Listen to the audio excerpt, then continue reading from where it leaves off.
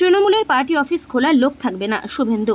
আগামী 4 জুন বিকেলের পর থেকেই তৃণমূল তাদের পার্টি অফিস খোলার লোক পাবে না। বাংলায় গোহারা হারবে তৃণমূল। বুধবার রামনগর বিধানসভার বালকবাড় থেকে দেউলিহাট পর্যন্ত প্রায় 10 কিলোমিটার পদযাত্রা করেন রাজ্যের বিরোধী দলনেতা শুভেন্দু অধিকারী। পদযাত্রার শেষে সভা থেকে এই দাবি করেন শুভেন্দু।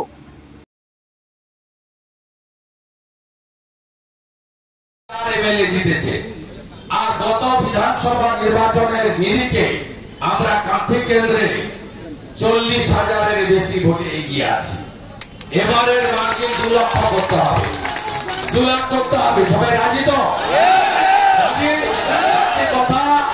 বাকি কথা 19 তারিখ আরএসের ময়দানে হবে। বাড়ি বাড়ি যান, অ্যাবসেন্ট ভোটারকে ফিরিয়ে আনুন, আর ভোট একদম টাইট ভোট করবো।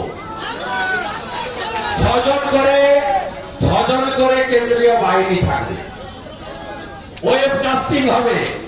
একজন যদি 2টা ভোট দিতে চায় সেটাও দিল্লি থেকে বসে দেখা যাবে। একদম টাইট ভোট হবে। আর 23 তারিখ সন্ধ্যা 6টা থেকে মেশিন সিল করে স্ট্রং রুমে যাওয়া পর্যন্ত আপনাদের সেবক শুভেন্দু অধিকারী চৌকিদারের কাজ করবে।